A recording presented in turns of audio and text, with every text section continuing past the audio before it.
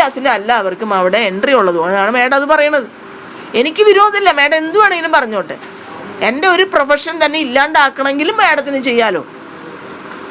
അത്രയ്ക്ക് നീചമായിട്ടുള്ള ഒരു കാര്യമാണെന്നാണ് നാട്ടുകാർക്ക് തോന്നാം അല്ലേ? ഒരു സ്ത്രീയെ അവർ അതിജീവിതയ്ക്ക് വേണ്ടി ഒരു വക്കാലത്തെടുത്തു എന്ന ഒറ്റ കാരണം കൊണ്ട് അവരെ ഇങ്ങനെ അവരുടെ പ്രൊഫഷനിൽ നിന്ന് പോലും ഇല്ലാതാക്കുന്നതിന് വേണ്ടി ദിലീപിൻ്റെ ആൾക്കാർ ചെയ്യുന്നതിൻ്റെ തുടർച്ചയായിട്ട് ജഡ്ജും ചെയ്യണമെന്ന് മാത്രമേ ഉള്ളൂ. ഈ അതിജീവിതയുടെ അഭിഭാഷകയ്ക്കെതിരെ വലിയ രീതിയിലുള്ള സൈബർ ആക്രമണങ്ങളും കാര്യങ്ങളും ഒക്കെ കഴിഞ്ഞ ദിവസങ്ങളിൽ ശ്രദ്ധയിൽപ്പെട്ടിരുന്നു. അത്തരത്തിലുള്ള കാര്യങ്ങളിൽ എന്തുകൊണ്ടാണ് അത്തരത്തിൽ പ്രത്യേകിച്ച് അഭിഭാഷകയുടെ കഴിവിനെയൊക്കെ അതിൽ ചോദ്യം ചെയ്തുകൊണ്ടുള്ള സൈബർ ആക്രമണങ്ങളും കാര്യങ്ങളും ഇത് മനഃപൂർവ്വം ചെയ്യണതാണോ? ഇതൊക്കെ നമുക്ക് മനസ്സിലാവും. നമ്മൾ ഇതിനോടൊക്കെ പ്രതികരിക്കാൻ പോയാലേ ഇതിൽ യഥാർത്ഥത്തിൽ ഈ കേസ് നടത്തി പ്രോസിക്യൂഷനാണെന്ന് പോലും അറിയാതെ വക്കീലന്മാരായിട്ടുള്ള ചില യൂട്യൂബേഴ്സ് ഇരുന്ന് പറയുകയാണ് അതിജീവിതയുടെ അക്കീലിൻ്റെ കഴിവില്ലായ്മ കൊണ്ടാണ് ഈ കേസ് ദിലീപിനെ വെറുതെ വിട്ടെന്ന്. മനസ്സിലായ? യഥാർത്ഥത്തിൽ കേസ് നടത്തിയത് ആരാ? പ്രോസിക്യൂഷനാണ്. സത്യത്തിൽ പ്രോസിക്യൂഷൻ രക്ഷപ്പെട്ട്. പ്രോസിക്യൂഷനെതിരെ നിങ്ങൾ ശ്രദ്ധിച്ചു നോക്കിയോ, പ്രോസിക്യൂഷനെതിരെയോ ഇൻവെസ്റ്റിഗേറ്റിംഗ് ഓഫീസർക്കെതിരെയോ ഈ യൂട്യൂബുകാർ ആരും തന്നെ ചലിച്ചിട്ടില്ലല്ലോ. ഇത് അതിജീവിതയുടെ അഡ്വക്കേറ്റിനെതിരെ പറയാന്ന് പറഞ്ഞാൽ അതിജീവിതക്കെതിരായിട്ട് പറയുന്നത് തന്നെയാണ് അതിൻ്റെ യഥാർത്ഥത്തിലുള്ള കാര്യം എന്ന് പറയണത്. മനസ്സിലായ? അതായത് എന്താണോ ഈ പ്രതികൾ ആ അതിജീവിതയോട് ചെയ്തത് അത് തന്നെ ആവർത്തിക്കുകയാണ് എനിക്കെതിരെ ഒരു സ്ത്രീക്കെതിരെ ഇങ്ങനെ പറയുന്നതുമായിട്ട് ബന്ധപ്പെട്ടു. നിങ്ങൾ ഈ പറഞ്ഞ യൂട്യൂബ് ചാനലുകൾ ആരെങ്കിലും പ്രോസിക്യൂഷനെതിരായിട്ട് പറഞ്ഞതായിട്ട് നിങ്ങൾ കാണുന്നില്ല. യഥാർത്ഥ കേസെടുത്ത് പ്രോസിക്യൂഷനല്ലേ, ഇൻവെസ്റ്റിഗേഷൻ നടത്തിയ ഇൻവെസ്റ്റിഗേറ്റിംഗ് ഓഫീസറല്ലേ. കേസിനെ കുറിച്ച് ജഡ്ജ്മെന്റ് പറഞ്ഞിരിക്കുന്നത് അതിജീവിതയുടെ വക്കീലിനെ കുറിച്ച് എന്തെങ്കിലും പറഞ്ഞിട്ടുണ്ടോ ജഡ്ജ്മെന്റിൽ? ഒന്നുമില്ലല്ലോ. അവരുടെ എന്തെങ്കിലും വീഴ്ചകളെ കുറിച്ച് പറഞ്ഞിട്ടുണ്ടോ? ഇല്ലല്ലോ. പ്രോസിക്യൂട്ടറുടെ വീഴ്ചയും ഇൻവെസ്റ്റിഗേറ്റിംഗ് ഓഫീസറുടെ വീഴ്ചയാണ് പറഞ്ഞിരിക്കുന്നത്. പിന്നെ എന്തിനാ ഈ യൂട്യൂബർമാരെല്ലാവരും എന്നെ ആക്രമിച്ചത്? അതിൻ്റെ കാര്യം ഇത്ര സ്ട്രോങ് ആയിട്ട് അവരുടെ കൂടെ ഞാൻ നിൽക്കുന്നു എന്നുള്ളതാണ്. പിന്നെ ഈ കോടതി ഒരിക്കലും 30 വർഷമായി ഞാൻ സർവീസ്, എൻ്റെ പകുതി സർവീസുള്ളൂ ഈ കോടതിക്ക്. 6 മാസമായപ്പോൾ ഹൈക്കോടതിയിൽ കേസ് പറഞ്ഞ ആളാണ് ഞാൻ.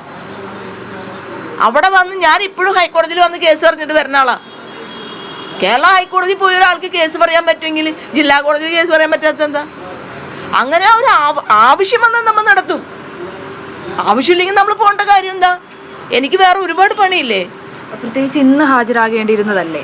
അല്ല, ഇന്ന് എന്തായിരുന്നു പെറ്റീഷൻ നിങ്ങൾ മനസ്സിലാക്കണില്ല. ഇന്ന് അത് ഒരു ആയിരുന്നു എന്ന് പറഞ്ഞാൽ മെയിൻ കേസ് തീർന്നു പോയില്ലേ? അതിൽ കൊടുത്തിരിക്കുന്ന ഒരു കണ്ടംപ്റ്റ് പെറ്റീഷനാണ്. ശ്രീലേഖ IPS എന്ന് പറയുന്ന ഒരാൾ ഈ കേസ് നടന്നുകൊണ്ടിരിക്കുന്ന സമയത്ത് ദിലീപ് കുറ്റക്കാരനല്ല എന്ന് അവരുടെ യൂട്യൂബ് ചാനൽ ഉദ്ഘാടനം ചെയ്ത് പ്രസംഗിക്കുകയാണ്. ആ യൂട്യൂബിനെതിരായിട്ട് നമ്മൾ എന്ത് ചെയ്തേക്കണം? ഒരു കണ്ടംപ്റ്റ് പെറ്റീഷൻ കൊടുത്തിരുന്നു. അത് കൊടുത്തത് അതിജീവിതയല്ല, അത് നിങ്ങൾ മനസ്സിലാക്കണം. അത് ഷേർലി എന്ന് പറഞ്ഞൊരു സ്ത്രീയാണ് അത് കൊടുത്തിരിക്കുന്നത്. ആ പെറ്റീഷനിൽ ഞാൻ അവർക്ക് വേണ്ടി ഹാജരാവണം. ഞാൻ അഡ്മിഷനിൽ പോയി പറഞ്ഞിട്ടുണ്ട്, കേസും പറഞ്ഞിട്ടുണ്ട്, നോട്ടീസ് ഓർഡറായി. ഇന്നലെ ഇന്നൊന്നും എനിക്ക് പോകാൻ പറ്റുന്ന ഒരു സാഹചര്യം ഉണ്ടായിരുന്നില്ല. എൻ്റെ ജൂനിയറിനെ ഇവിടെ നിന്ന് നന്നായി പഠിപ്പിച്ചിട്ടാണ് ഞാൻ പറഞ്ഞു വിട്ടത്. എന്തൊക്കെ പറയണമെന്ന് കൃത്യമായി പറഞ്ഞു വിട്ടത്. പിന്നെ ഇന്നത്തെ ഹിയറിങ് യഥാർത്ഥത്തിൽ പ്രോസിക്യൂട്ടർ ഹിയറിങ്ങിനെ വെച്ചാർന്ന്, അല്ലാണ്ട് ഞങ്ങളുടെ ഹിയറിങ്ങിനല്ല വെച്ചാർന്ന്. അപ്പോൾ എനിക്ക് ഹൈക്കോടതിയിൽ വളരെ സീരിയസ് ആയിട്ടുള്ളൊരു കേസുണ്ടായിരുന്നു. അതായത് നമ്മുടെ പുൽപ്പള്ളിയിൽ ഒരു കോപ്പറേറ്റീവ് ബാങ്കായിട്ട് ബന്ധപ്പെട്ടുകൊണ്ട് നിരവധി ആളുകളുടെ പണം നഷ്ടപ്പെട്ട ഒരു കേസുണ്ടായിരുന്നു. അതിൻ്റെ നോട്ടീസ് പോയിട്ട് ഹിയറിങ്ങിന് ഇന്ന് പോസ്റ്റ് ചെയ്തിരിക്കുകയായിരുന്നു. അപ്പോൾ അതിന് ഞാൻ പോകാതിരിക്കാൻ എനിക്ക് പറ്റില്ല. അവിടെ നിരാഹാരവും ആത്മഹത്യയും ഒക്കെ ജനങ്ങൾ നടത്തിക്കൊണ്ടിരിക്കുന്ന ഒരു സമയത്ത് എനിക്ക് അതിന് അറ്റൻഡ് ചെയ്യേണ്ട അവസ്ഥയുണ്ടായിരുന്നു. അങ്ങനെയാണ് ഞാൻ ആ കേസിന് പോയത് ജൂനിയറിനെ ഏൽപ്പിച്ചിട്ട്. ഒരു ജൂനിയറിനെ നമ്മൾ ഏൽപ്പിച്ചിട്ട് നമ്മൾ വേറൊരു കേസിന് പോകുന്നതിൽ എന്താ തെറ്റ്? ആ ജൂനിയർ പറയാൻ തയ്യാറായിരുന്നു, പക്ഷേ മേഡം അതിന് സമ്മതിച്ചില്ല എന്നാണ് ജൂനിയർ പറയണത്. എവിടെ മിനി എവിടെ എന്ന് ചോദിച്ച് എന്നെ ഇങ്ങനെ പറഞ്ഞുകൊണ്ടിരിക്കുകയായിരുന്നു. അത് ഒറ്റ കാരണമാണ് ചെയ്യണത്.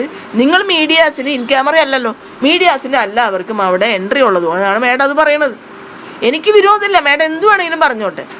എൻ്റെ ഒരു പ്രൊഫഷൻ തന്നെ ഇല്ലാണ്ടാക്കണമെങ്കിലും മേഡത്തിന് ചെയ്യാലോ. അത്രയ്ക്ക് നീചമായിട്ടുള്ള ഒരു കാര്യമാണെന്നാണ് നാട്ടുകാർക്ക് തോന്നാം അല്ലേ? ഒരു സ്ത്രീയെ അവർ അതിജീവിതയ്ക്ക് വേണ്ടി ഒരു വക്കാലത്തെടുത്തു എന്ന ഒറ്റ കാരണം കൊണ്ട് അവരെ ഇങ്ങനെ അവരുടെ പ്രൊഫഷനിൽ നിന്ന് പോലും ഇല്ലാതാക്കുന്നതിന് വേണ്ടി ദിലീപിൻ്റെ ആൾക്കാർ ചെയ്യുന്നതിൻ്റെ തുടർച്ചയായിട്ട് ജഡ്ജും ചെയ്യണമെന്ന് മാത്രമേ ഉള്ളൂ.